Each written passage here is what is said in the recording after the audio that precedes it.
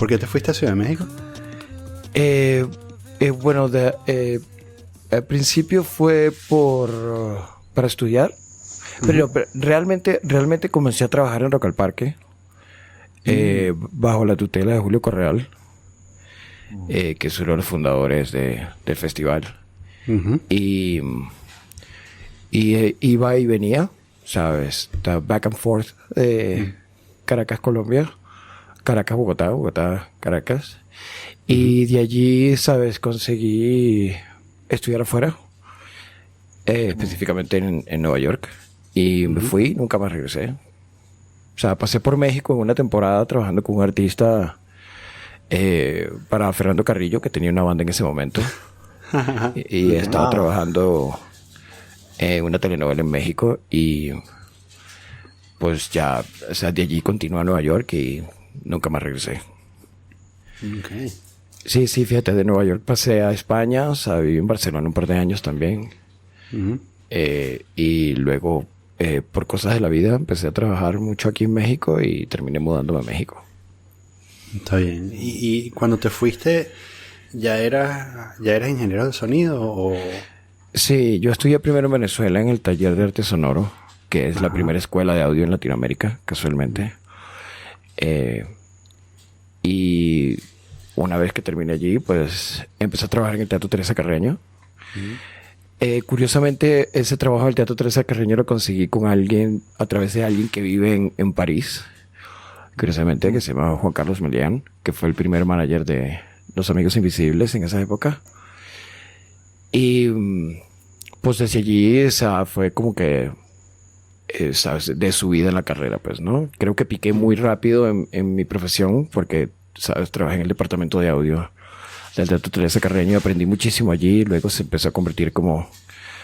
me quedé atascado y terminé como necesitando aprender un poco más, ¿no? Y así fue como comenzó la idea de irme y estudiar fuera y... Nunca pensé que me iba a quedar fuera del país, de verdad. La intención era estudiar y regresarme, pero justo en ese momento como que empezaron todos los problemas en Venezuela y ya nunca más regresé, pues. Claro, y tenías ya un pie afuera y era como mejor también, ¿no? Como una decisión más sensata, ¿no? Sí, claro, bueno. Cosas de la vida, pues, ¿no? Infortunios de la vida para alguna gente, ¿sabes? Y digamos que me fue muy bien en Nueva York, me terminé casando en la ciudad, viví casi 20 años en la ciudad. O sea, mis hijos sí viven allí todavía. Yo voy regularmente. Pero bueno, sí, esa es básicamente la historia detrás de aquello, ¿no? ¿Sabes? Nunca, no fue por ninguna otra necesidad, sino porque tuve la oportunidad de irme a estudiar. Okay. ¿Y seguiste trabajando en festivales o más bien te pasaste como al mundo de la grabación? Bueno, sí, continué trabajando en festivales. O sea, mi banda de cabecera siempre han sido Los Amigos. Además de muchos otros artistas, ¿no? En el tiempo que estuve en Nueva York trabajé con muchos artistas enormes del país. Muchos raperos, muchos artistas del pop, ¿no? Que, ¿sabes? Como le comentaba a muchos amigos que siempre me decían como que, bueno, ya te hiciste una vida y ahora eres grande en Nueva York. Sí. Y realmente no es realmente cierto. Es como estar en cualquier otro país del mundo. Si estás en la ciudad y eres un buen profesional, pues terminas trabajando con los grandes artistas y es transitorio, pues, ¿no? No todo el tiempo estás arriba. O sea, trabajas un tiempo con un artista grande y después pasas un tiempo, o sea, te cambian y trabajas para alguien más y así va, ¿no? Continué haciendo festivales porque trabajé con múltiples compañías de audio mientras viví en la ciudad de Nueva York. Pero realmente me dediqué más que nada a viajar con bandas, ¿no? En específico. Ok. ¿Y más o menos en qué época empezaste a trabajar con Los Amigos? Mira, yo comencé con Los Amigos desde los comienzos de la banda en múltiples posiciones, ¿sabes? Yo he estado en casi que todas las posiciones posibles disponibles dentro de la compañía. O sea, comencé supliendo el equipo, trabajaba con compañías de audio y comencé como la persona encargada que llevaba el equipo. Okay. De allí pasé a ser su office manager. Una vez que llegaron a Nueva York, ya yo estaba allá. Y trabajé con Alberto Cabello, ¿sabes? Armamos la oficina juntos y me conseguí como en el office, me convertí en el office manager y de allí salté a ser su production manager y su tour manager y ¿sabes? Su director técnico y hasta su chofer. En algún momento renuncié a la banda a viajar cuando nació mi segunda hija. Renuncié a la banda y como que me quedé en la oficina y de alguna manera me terminé convirtiendo en el chofer de, ¿sabes? Yo me hacía cargo del transporte y la logística y de allí pasé a ser su ingeniero de monitores y ahora, y mucho tiempo después, ser su ingeniero de cabecera. Y ya tenemos casi 19 años haciéndolo. Wow. Sí, hace un tiempito ya. O sea, sigues trabajando con ellos, ¿no? Ah, no, sí. O sea, acabamos de regresar de Miami. Y todos estos últimos 2 meses han sido gira por los Estados Unidos con los Aterciopelados, que fue casi unas 2-3 semanas. Luego nos fuimos a Europa. Fue en esa época donde estuvimos en contacto, pero fue como un templón de cabello, ¿no? O sea, fue como bastante difícil poder tener un tiempo como para dedicarle a la entrevista. Y de allí nos regresamos me regresé a México. Estuvimos un par de días y nos fuimos al sur, fuimos a Colombia 2 veces, luego al Perú,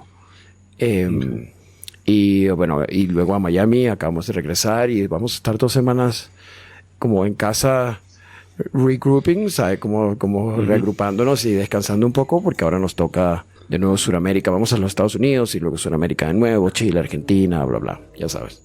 ¿Cambia algo cuando ganas un Grammy? Cuando ustedes ganaron el Grammy, ¿la banda tuvo alguna proyección diferente? ¿Cuál es la diferencia entre ganar el Grammy y no ganar el Grammy?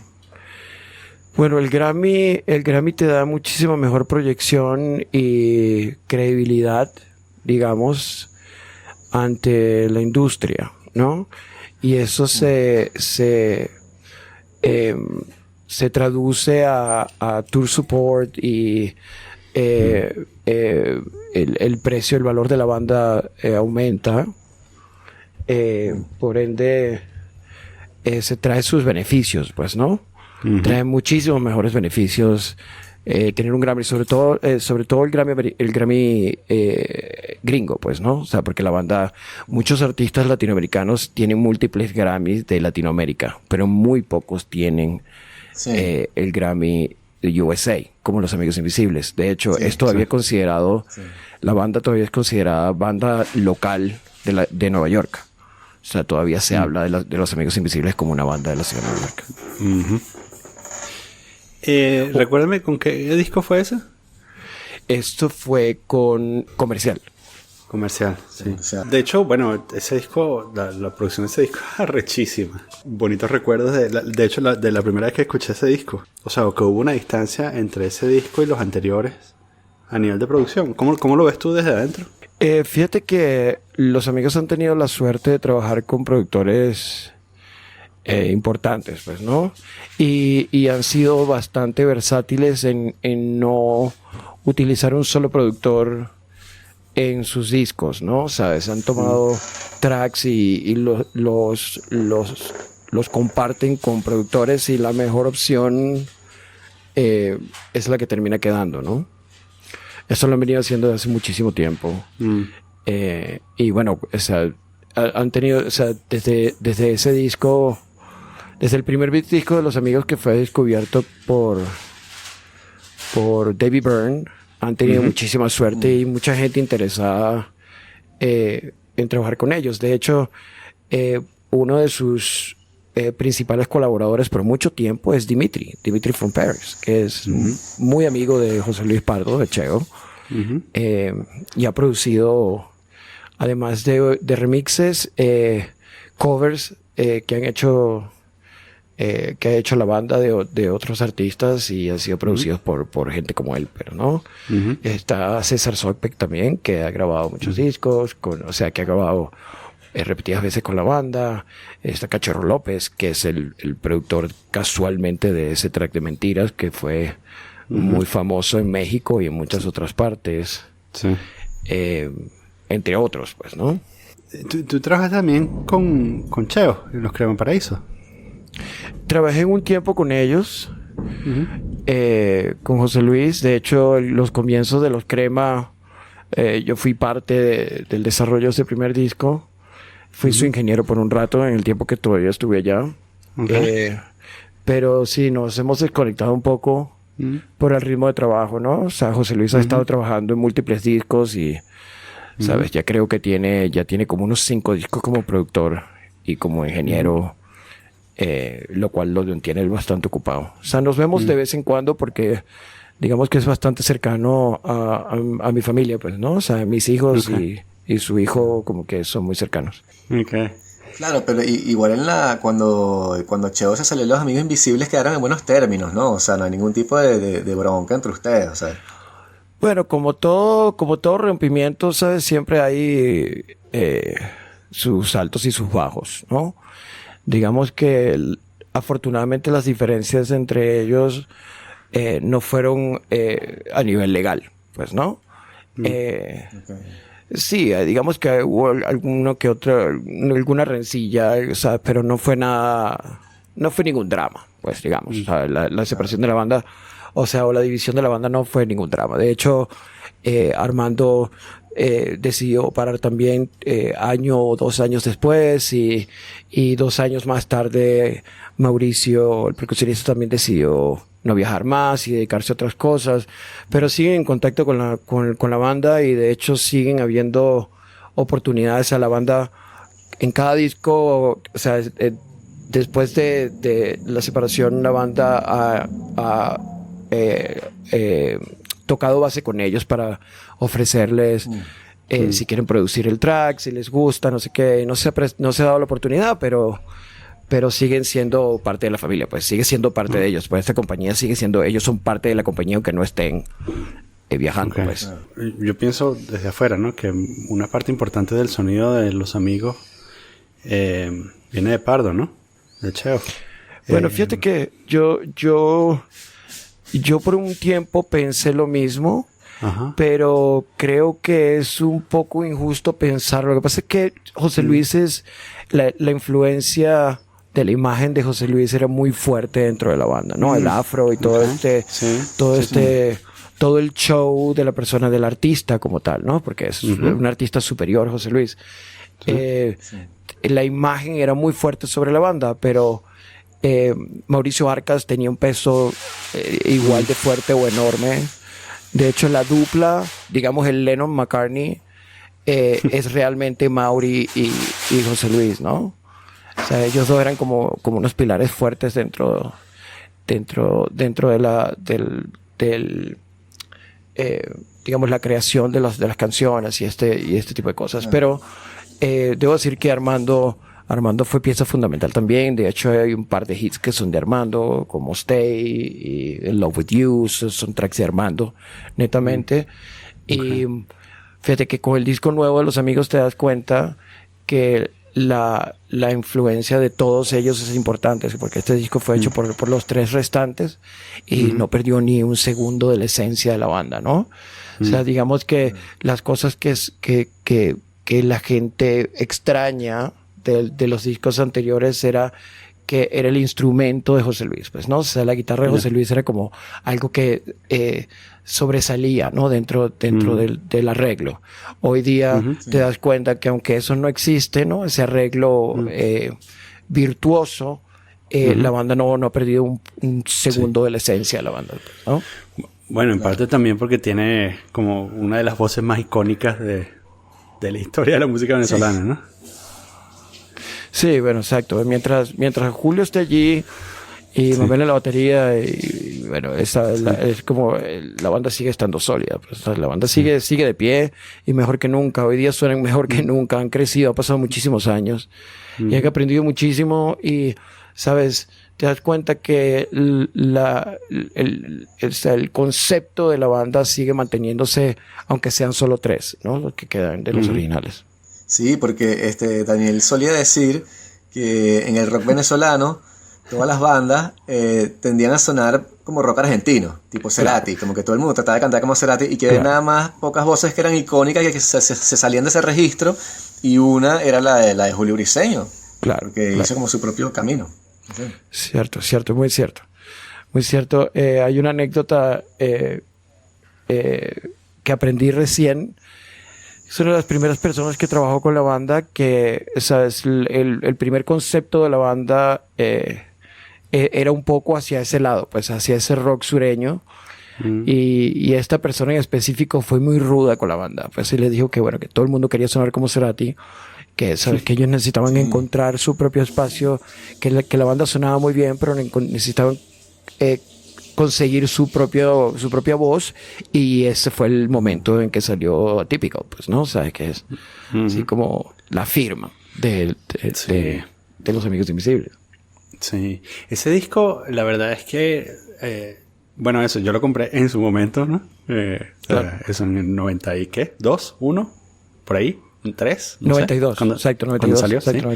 92. Y mi recuerdo es que sonaba completamente distinto a cualquier otra cosa. Claro. Porque además estaba, como salió como en este entorno de, ¿sabes? Qué sé yo, YouTube estaba haciendo Suropa y Soda estaba haciendo Dinamo. Y Exacto. esta cosa sonaba completamente. Y, ¿sabes? Me acuerdo que, qué sé yo, Maldita Vecindad estaba en México, ¿no? Sí, claro, correcto. Que quizás desde el punto de vista latino, y Café Tacuba desde el punto de vista latino, quizás algo cercano, pero esta broma sonaba completamente distinta, ¿no? A cualquier otra cosa. Sí, fíjate que en algún momento recuerdo que Juan Carlos Melián, pues yo fui un crítico muy fuerte de la banda también en ese momento. Me acuerdo que Juan Carlos me dijo, mira, estos chicos decidieron tomar el rock y convertirlo en changa y básicamente burlarse de esa necedad de todas las bandas latinoamericanas de querer sonar igual todas, ¿no? Sí. Y eso es lo que los convirtió a ellos en punta de lanza y razón por la cual los descubrieron de la manera como los descubrieron, ¿no? Sí. Me acuerdo que yo tenía una amiga que decía, ¿sabes? La primera vez que le puse ese disco, decía, pero ya va, ¿pero qué se hace con esto? Se baila esto. Exacto. Yo que exacto, eso es exactamente, ¿sabes? La pregunta es exactamente el peo de este disco. Fíjate que curiosamente no ese fue era uno de los problemas más grandes de las disqueras. O sea, la gran mayoría de las disqueras estaban interesadas, pero no sabían dónde ponerlos. Entonces, por muchísimo tiempo fueron world music, lo cual no son. Eran así jazz, funk, house, ¿no? Pero no sabían dónde colocarlos porque eran demasiado variados, ¿no? Entonces, las bandas que se asemejaban al género, ¿sabes? Así como acabas de hacer referencia, como Maldita Vecindad, aunque Los Amigos nunca han hecho ska, de ninguna manera, pero era la similitud con los instrumentos, pues, ¿no? La percusión, la batería, con los teclados y, ¿sabes? Toda la referencia, pues, ¿no? Y un poco también de joda y de tomar como la herencia sonora del país en el que estaban. Ah, bueno, totalmente. Para construir algo, ¿no? Totalmente, el nombre lo dice que todo. Se ve pues, más también como en el segundo disco, ¿no?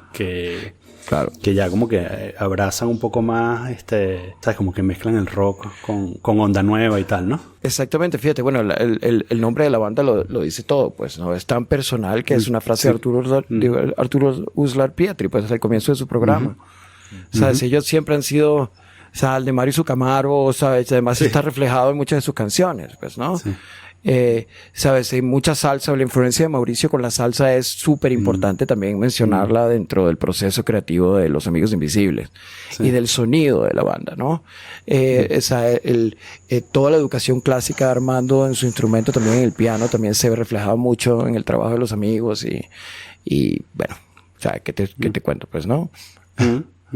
¿Qué te gusta a ti personalmente? ¿Qué tipo de música te gusta a ti personalmente? Pero fíjate que yo he crecido, digamos, y quiero decir crecido, porque como buen latinoamericano, los comienzos fui muy rockero, ¿no?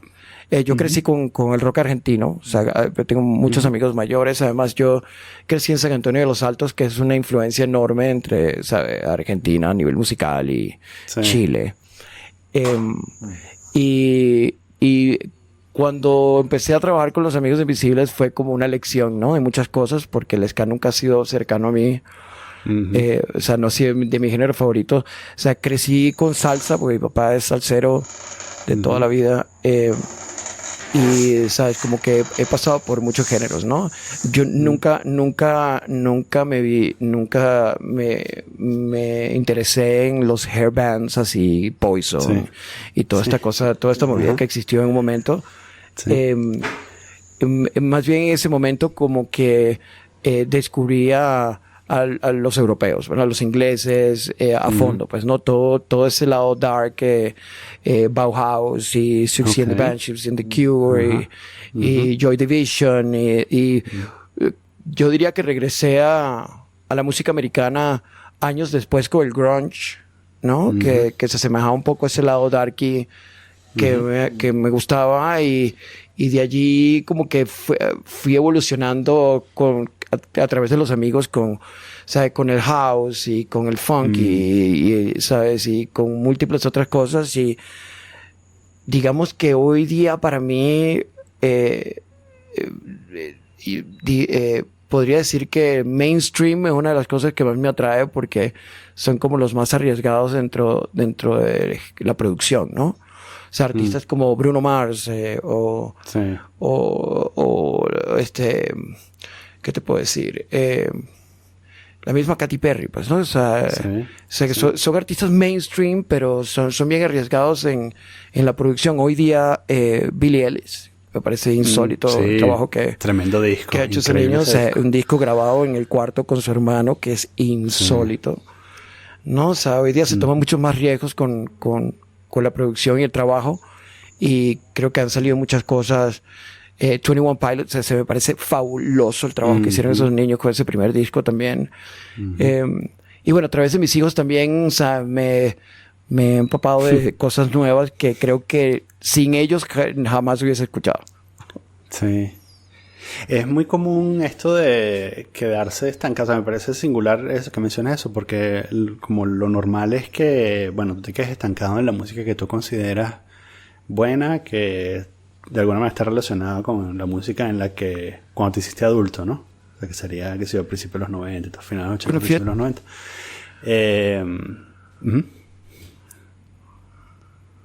Fíjate que es difícil estereotipar hoy día diciendo que algo es bueno o algo es malo, ¿no? Y esa es la eterna discusión con el reggaetón para mucha gente. De hecho, recuerdo una anécdota, yo tengo una anécdota muy graciosa con mi hija. La mayor de mis hijas tiene 27 años. Y en ese momento estábamos en París. En algún momento estábamos en París. Ella debe haber tenido como unos 12, 13 años. Estábamos en París de visita, casualmente con amigos y de viaje. Y estaba el reggaetón en ese auge, ¿no? En ese, ¿sabes? Como era lo que más sonaba en la radio. Bueno, aún sigue sonando, pero digamos en ese momento era como lo nuevo y estaba como toda la controversia con el reggaetón. Y me acuerdo de venir en la calle, ¿sabes? En el Boulevard de Voltaire, caminando con ella, diciéndole que el reggaetón era una cosa que no iba a durar mucho tiempo, que eso era una cosa nada más de Latinoamérica. Oye, ¿sabes? Permítame terminar. Atrevido. ¿Sabes? Exacto, que era una cosa de Latinoamérica, que, ¿sabes? Que además era una cosa que no se entendía solo en Europa, no se iba a entender en Europa.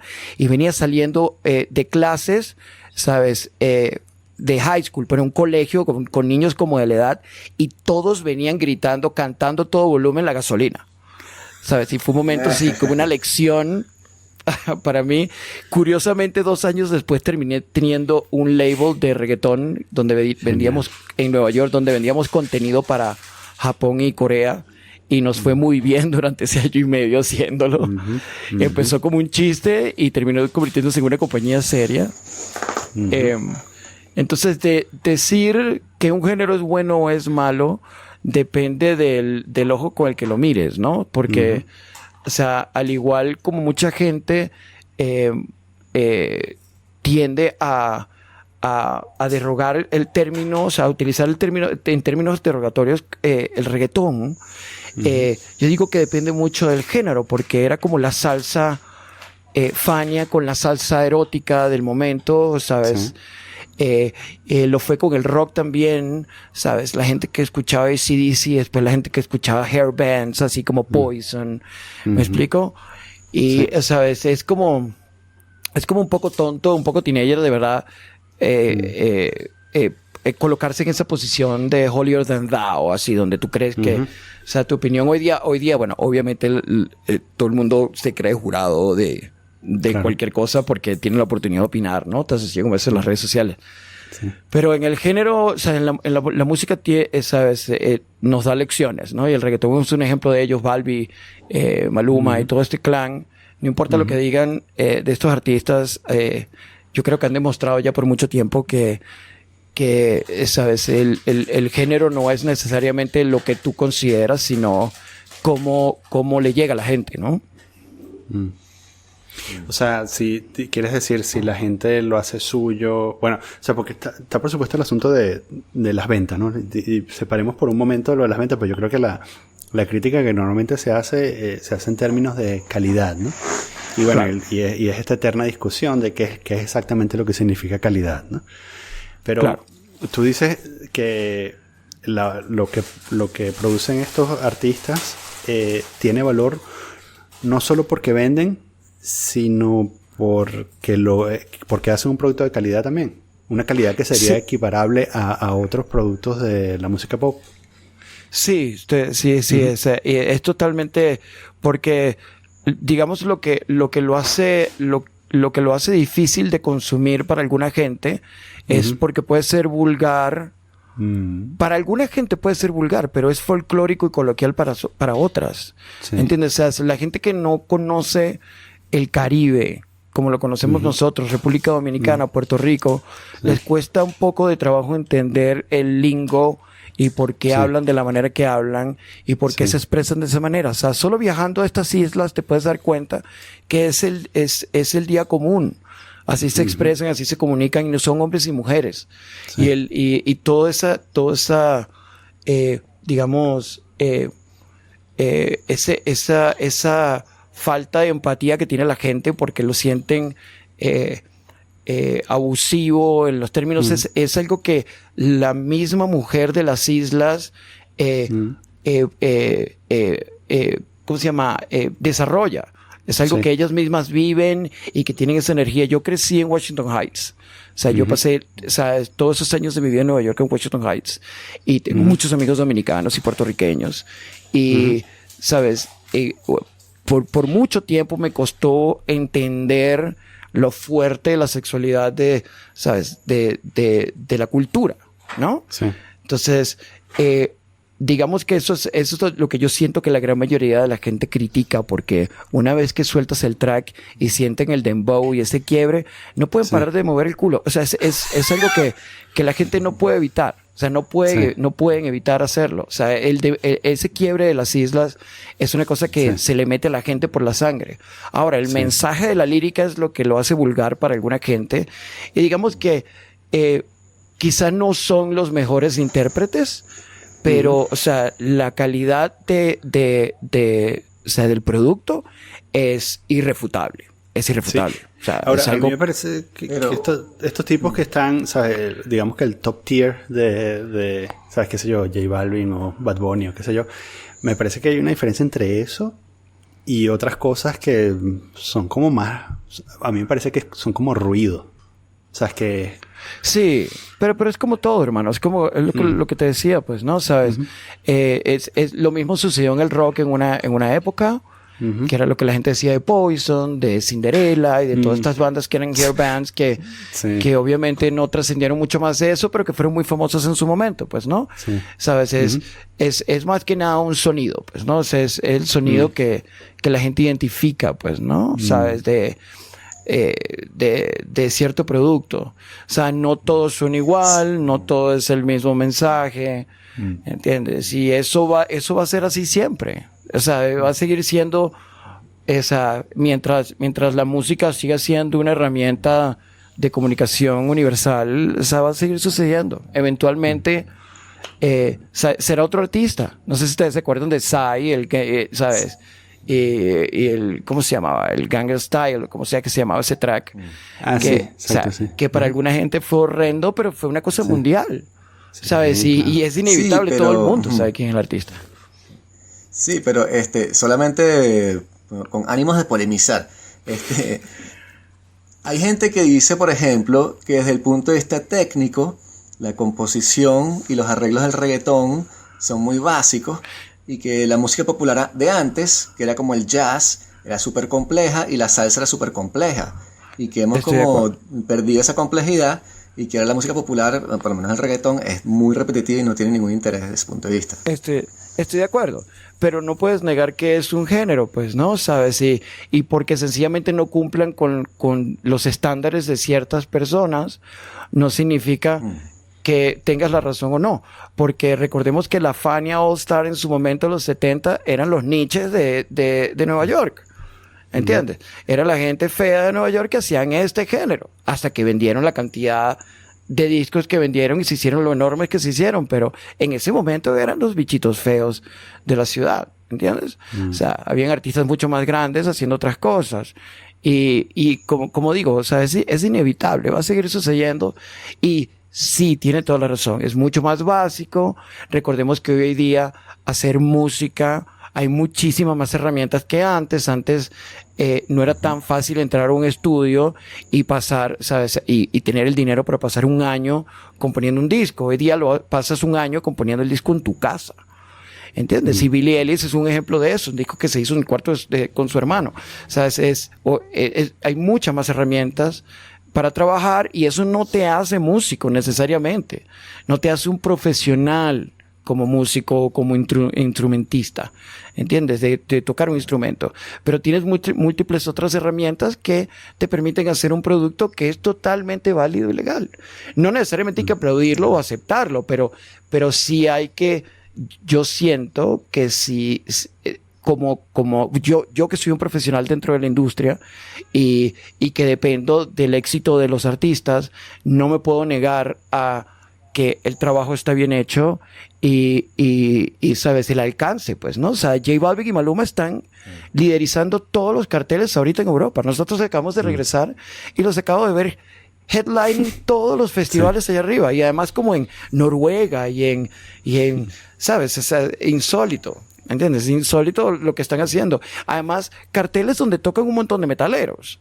¿Sabes? Es insólito la influencia que tiene hoy día sobre la gente, el género. Y no entienden ni papa de lo que están diciendo estos tíos, pero explico, es válido, pues.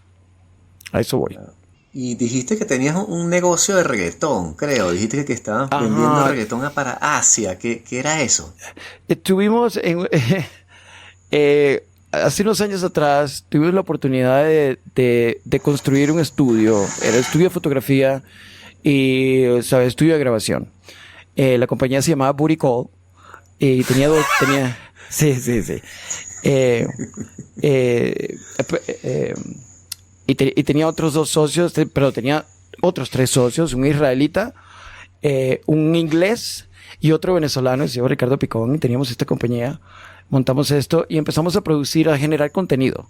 Realmente no teníamos artistas firmados, pero empezamos a crear contenido,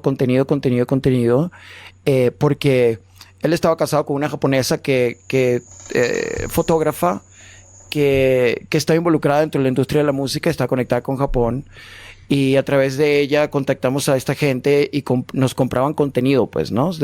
Para sus artistas coreanos y japoneses que estaban empezando a experimentar con el reggaetón, pues con ese beat, ese dembow del reggaetón, que ellos no sabían realmente cómo producir y no tenían la guasa del Caribe, pues, ¿no? Y nos fue muy bien, lo hicimos por 1 año y medio, nos fue muy bien y después ya, ¿sabes? Como que nos cansamos un poco del negocio, pero aprendí muchísimo, pues, ¿no? Aprendí a apreciar, sobre todo porque no teníamos lírica.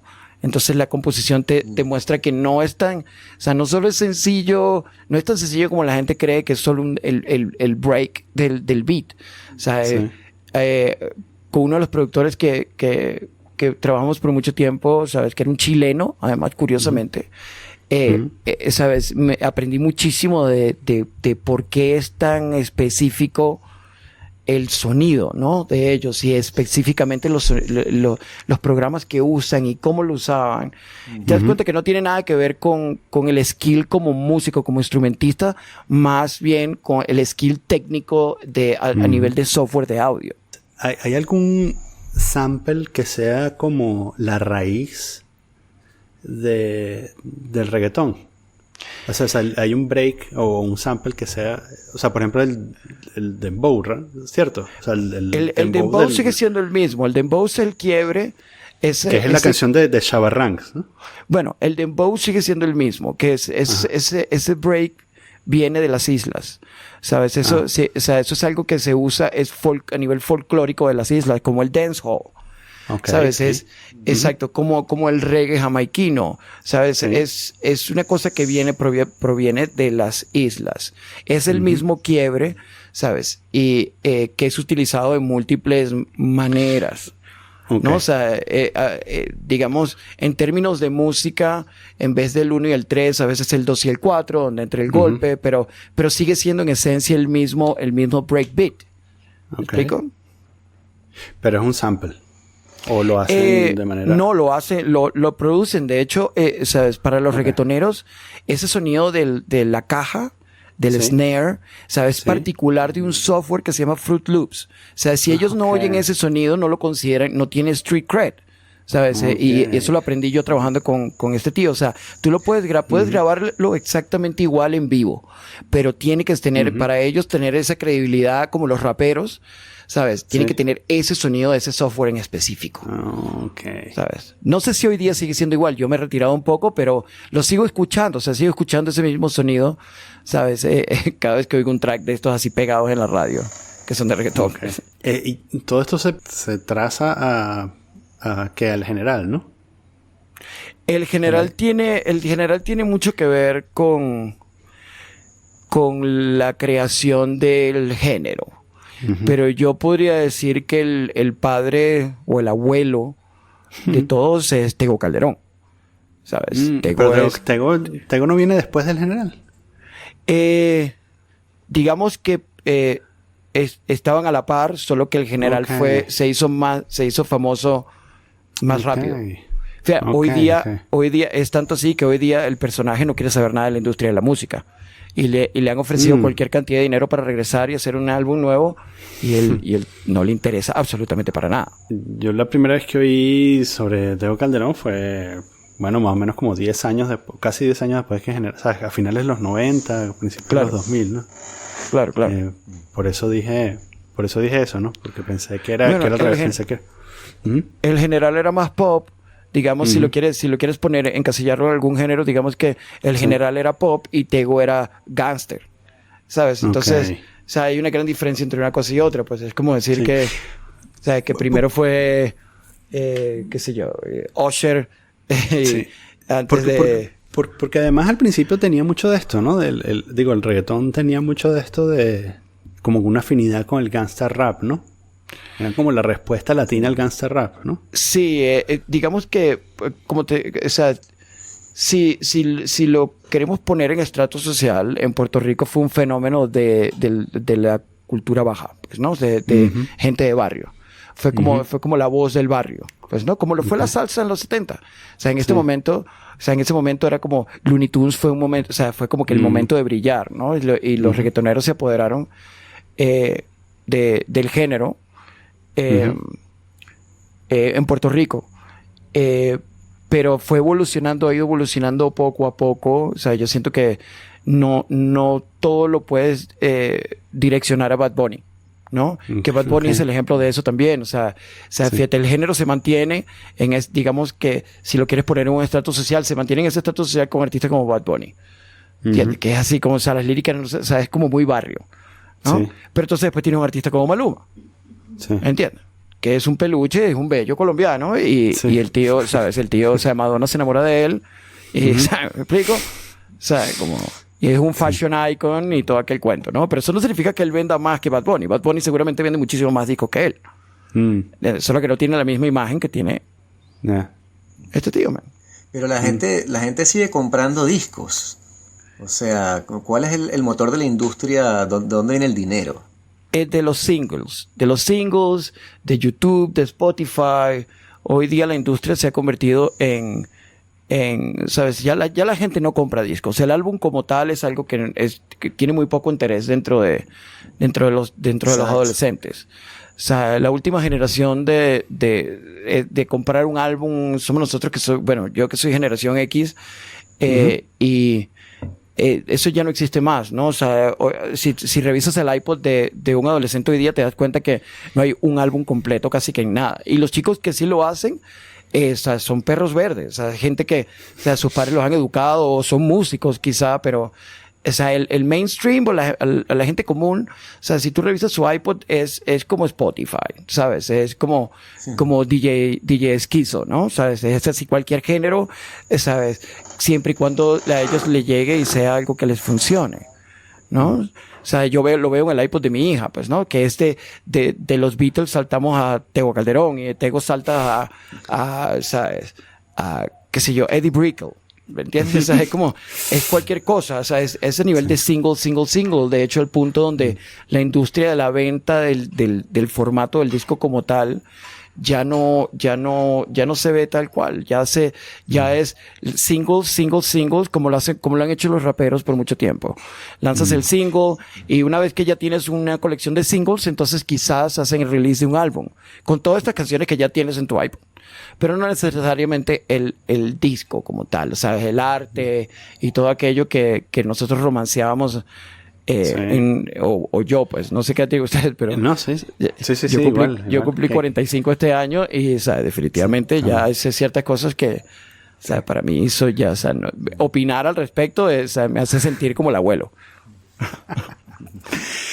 Hay una cosa que a mí me pone súper nervioso, que es el hecho de que, ¿sabes? La gente coge la música de YouTube y la transforma en MP3 y escucha eso, ¿no? Y entonces yo ¿sabes? Tengo pesadillas falsas con eso, porque me imagino la música súper comprimida o qué sé yo, ¿no? Pero de hecho la gran mayoría, así es como escucha la gente la música en los audífonos. Y muchos de los artistas, muchos de los productores hoy día grandes mezclan en los audífonos. Porque allí es donde lo vas a escuchar, en el teléfono. ¿Sabes? Lo cual es insólito. ¿Sabes? Sí. Insólito. No mezclan para música que suena directo del teléfono sin audífonos, como la gente que se monta en transporte público con el teléfono sonando a todo volumen. Exactamente. O sea, muchos de los artistas, muchos de los productores hoy día, o sea, por eso es que los discos como el de Billie Eilish es tan exitoso y fue grabado ¿sabes? En un cuarto. ¿Me explico? ¿Sabes? Es porque si suena bien en los audífonos, así es donde todo el mundo escucha, en los audífonos y en tu carro. ¿Sabes? Ahí es donde mezcla todo el mundo. Y además lo ves en muchos memes de productores que hacen el chiste, ¿sabes? Realmente la prueba de fuego cuando te sientas en tu carro y pones lo que acabas de grabar en el estudio ¿sabes? De $1 millón, ¿sabes? Lo terminas poniendo en el equipito, o sea, de mierda de tu carro, y si suena bien allí, o sea, hiciste bien tu trabajo. ¿Entiendes? Entonces es absurdo. Por eso casi muy pocos artistas hoy día tienen la intención de entrar al estudio y gastarse cantidades de dinero enormes. O sea, todo el mundo mezcla con la intención de que suene bien en tus audífonos y en el carro. Sí. ¿Sabes? Yo lo hago particularmente, fíjate, yo tengo, o sea, una bocina en mono que en algún momento compré, ¿sabes? Hace unos 25 años atrás, o sea, que se me dañó una de las cornetas y me quedó una sola en mono, y una vez que termino la mezcla, aunque esté en estéreo, la paso por allí, y si allí suena bien, definitivamente va a sonar bien en cualquier otro lado. Sí. ¿Cómo ves tú esto de que, sabes, tenemos un álbum que, sabes, que es como Grammy worthy y fue grabado en un cuarto? Y sabes, a medida que el software avanza, ¿no ves en peligro tu profesión? Mira, yo te lo voy a poner en términos de mi carrera, ¿no? De mi profesión como tal. No importa cuánto yo te enseñe, yo te puedo mostrar la manera en que yo mezclo, la manera que yo, los efectos que uso y por qué lo uso y cómo lo uso. Y aunque te lo ponga enfrente igual, si te pongo a mezclar, nunca te va a sonar igual a mí. ¿Me explico? O sea, es tan sencillo como eso, ¿sabes? La fórmula es como un chef.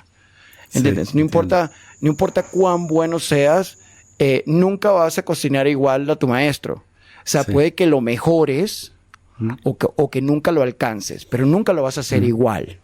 ¿Me explico? O sea, no quiero decir que con esto que seamos infalibles y que no puedas hacerlo mejor. Sí, por eso insisto o sea, puede que lo hagas mejor o peor, pero nunca lo vas a hacer igual. Porque es tu fórmula, son tus ingredientes, es la manera como tú mueves, ¿sabes? La cucharilla en la olla. ¿Sabes? Es una cosa que es solo tuya. Entonces, y muchos de estos artistas que hacen este tipo de cosas, como grabar en casa, o sea, tienen que ser muy talentosos, como ese disco que seguimos haciendo referencia, como Billie Eilish. O sea, ahí es donde demuestras tu creatividad. Lo que te hace realmente un ingeniero es el uso del ingenio. ¿Entiendes? Sí. No realmente cuán músico eres. Esto es un producto hecho en base a samples y cortes y, ¿sabes? Pura técnica de conocimiento de software. Y tiene todo el mérito del mundo. O sea, es irrefutable el mérito que tiene el trabajo. ¿Y no ves quiénes son tus maestros? Ya que dices... Wow, eso es... Mira, digamos que... En Venezuela mis preparadores fueron Marcelo Sangüesa, que casualmente tuve la oportunidad de trabajar con él ahorita en Miami. O sea, que era uno de los preparadores de la escuela. Elmar Leal, Miguel Noya. Eso fue Venezuela en esos principios. Harold Barber, que fue el dueño de la compañía de audio, que fue uno de los maestros, mentores de casi todo el mundo. Julio Alonso, que fue, ¿sabes? Uno de los primeros ingenieros fuertes. Hoy día está en España y tuve la oportunidad de trabajar con él ahora también que estuve en España. Pero una vez que me fui, Kevin Jones es el primero que me viene a mente, que es el ingeniero de Kool and the Gang, que fue uno de mis mentores completos. Gary Fritz, que es el percusionista de Roberta Flack. Y a través de Gary Fritz llegué a Kevin Jones y a Living Colors, que fueron todos mis padrinos, ¿sabes? Todo el grupo como tal. Quiero decir, Jim... ¿cuál es el apellido de Jim? Ese es el ingeniero y uno de los productores de Kool and the Gang también, de Celebration, todos sus tracks. No me acuerdo de su apellido ahorita en este momento, que fue uno de mis mentores también. Entre ellos múltiples otros, ¿no? O sea, pero de los que se me vienen a la mente así importantes, o sea, son esta gente. O sea, yo caí en el mundo, ¿sabes? Del urban en Nueva York a través de Gary Fritz y esta gente de Kool and the Gang. Y Living Colors, ¿no? Y como que me conecté con eso y a través de ello, y por eso hice muchísimos raperos, pues, ¿no? O sea, uno de mis primeros raperos fue KRS-One, después hice Nas, y de Nas hice Black Sheep y Big Pun, y, ¿sabes? Black Star, y trabajé con mucha gente dentro de la industria enormes, hasta que me salté al pop. En algún momento, en la época donde Katy Perry era artista gospel, trabajé con ella también por un tiempo. Antes de ser lo que es hoy día, pues, ¿no? O sea, el primer disco de Katy Perry es un disco gospel, porque su papá es preacher. Yo touré con ella en una época con ese disco. Hice CC Top, trabajé con, ¿sabes? Mi currículum es demasiado extenso, o sea, trabajé con muchísima gente, tuve la oportunidad de trabajar con mucha gente. O sea, decir uno solo, por eso decir uno solo, que sea uno solo es prácticamente imposible para mí. O sea, hay mucha influencia de mucha gente. Ahora que está el rollo racial en Estados Unidos, y Los Amigos Invisibles siendo una banda latina, ¿ustedes en algún momento sintieron rechazo porque cantaban en español? O sea, no sintieron nunca ningún tipo de discriminación, me imagino, en Estados Unidos. O sea, ¿cómo ves el problema racial allá? Todo el problema discriminatorio es una cosa que siempre ha estado y siempre va a estar. Ahora, ¿cómo tú te sientes al respecto? O sea, si tú te sientes eso, o sea, obviamente vas a estar encasillado en eso el resto de tu vida. O sea, yo he sido un inmigrante la gran mayoría de la gran parte de mi adultez, ¿sabes? Y como todo el mundo llegué a los Estados Unidos sin hablar bien el idioma, y sí o sea, sí sientes el rechazo, pero solo si tú permites que así, ¿sabes? La gente te encasille y tú sientas ese reflejo y lo aceptes. ¿Sabes? El problema de segregación es algo que tú permites, ¿sabes? Porque yo soy perfecto bilingüe hoy día, ¿sabes? De hecho, hablo 3 idiomas. Y en mi casa todos hablamos 3 idiomas. O sea, mi hija, la mayor de mis hijas, cuando llegó a la ciudad de Nueva York, llegó y no hablaba el idioma. Y sin embargo, estuvo en el cuadro de honor sin hablar el idioma por 2 años. Y aunque la gente se burlara de ella por no hablar el idioma, la niña era, ¿sabes? Especial. ¿Sabes? Entonces, ¿cómo tú te sientes porque no puedas hablar un idioma porque tengas un color distinto de piel? Ese box, te lo pones tú solo, hermano. ¿Sabes? Si te guetorizas, ¿sabes? Si tú mismo te conviertes en eso y no puedes salir de ese pensamiento porque te sientes sudaca o ¿sabes? Digamos, o en el caso de Europa, paqui, que es como decir niga en los Estados Unidos, que es así súper ofensivo. Si tú te sientes eso, pues eso es lo que vas a hacer el resto de tu vida. Y no importa que estés en tu casa, porque puedes estar en tu casa, en Venezuela podrías estar. Y si así es como te ven, como el negrito Nietzsche, entonces eso es lo que vas a hacer. Si eso es lo que tú crees que tú eres, eso es lo que vas a hacer. ¿Entiendes? O sea, depende de cómo tú, ¿sabes? Cómo tú te vendas y cómo tú te sientas. Y cómo evoluciones dentro de tu oficio, porque eso es lo que es importante, cómo evolucionas dentro de tu oficio, así seas, o sea, la mucama, ¿entiendes? Sabes, es cómo tú evolucionas dentro de tu oficio. Yo jamás me he sentido segregado de esa manera, o sea, yo nunca he andado, desde que me convertí en extranjero, siempre me he integrado a la cultura, o sea, integrado al punto donde, ¿sabes? Aprendo el acento, aprendo de los manerismos, del slang, del lingo, ¿sabes? Y me convierto en uno más, ¿sabes? Sin olvidar mis raíces, pero me convierto en uno más y me integro. Y eso te abre muchísimas puertas, ¿entiendes? Porque demuestras de esa manera el respeto que tienes por la oportunidad que te están brindando, por el sitio donde estás, y demuestras que porque vengas digamos, con el hándicap de que no tienes los mismos recursos o no tuviste los mismos recursos de la ciudad o el país en donde estés, no significa que tú seas menos. Tu color de piel no significa nada, ¿sabes? Todo está aquí arriba, ¿sabes? En cómo usas, ¿sabes? Lo que te dieron, papá, ¿sabes? Usa la cabeza, ¿no?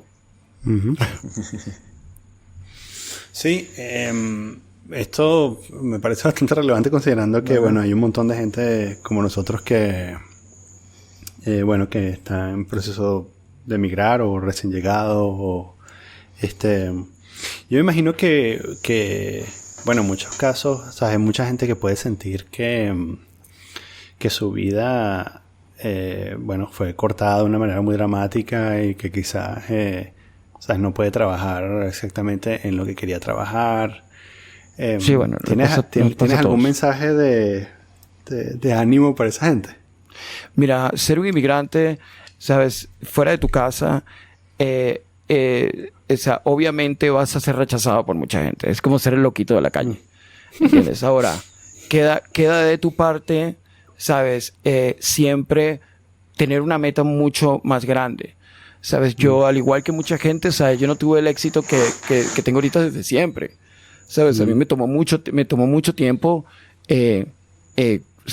crecer y aprender y integrarte. Yo creo que la palabra fundamental o el consejo fundamental para cualquier inmigrante es integrarte. ¿Sabes? Si estás viviendo en otro país, tienes que sacarte el cassette, y digo cassette porque yo soy generación X, ¿sabes? Tienes que sacarte el cassette de la cabeza de dónde vienes y lo que eres. Y tienes que comenzar una vida nueva e integrarte. Es como un niño que está aprendiendo a hablar, un niño que está aprendiendo a escribir. Tienes que integrarte, aprender de la cultura, leer la prensa, ¿sabes? Tienes que leer y aprender de qué es lo que está sucediendo. Ya Venezuela, o sea, si eres un inmigrante, hay una gran diferencia entre ser un inmigrante y un exiliado. ¿Sabes? Un inmigrante es alguien que, ¿sabes? Se va de su país y se integra y se convierte, o sea, comienza otra vida, ¿sabes? Aprende otro idioma, aprende otra cultura, ¿entiendes? Y la morfa con sus raíces. El exiliado ¿sabes? Está en otro país, pero tiene la cabeza metida de dónde provienes. Y esa es la gente que siempre sufre más y la que nunca llega a superarse, porque sigues totalmente. en el pasado. O sea, el proceso de emigrar es deshacerte, como cambiar de ropa, hermano. O sea, de quitarse toda la ropa y colocarse la nueva y aprender. Con eso no quiero decir que vas a olvidar quién eres, de dónde provienes, o, ¿sabes? O renegar de tu cultura, pues, ¿no? Pero, o sea, debes, y es imperativo, integrarse y creer y formar parte de esa integración. De ninguna otra manera, o sea, vas a salir de esa segregación. Mientras te mantengas con tu cabeza pegada a tu cultura, como te guetorizas. Y cuando eso sucede, la gente te separa. Porque ellos, ¿sabes? Cuando tú llegas a una nación nueva, ¿sabes? Ellos ya estuvieron allí. Ellos ya están allí.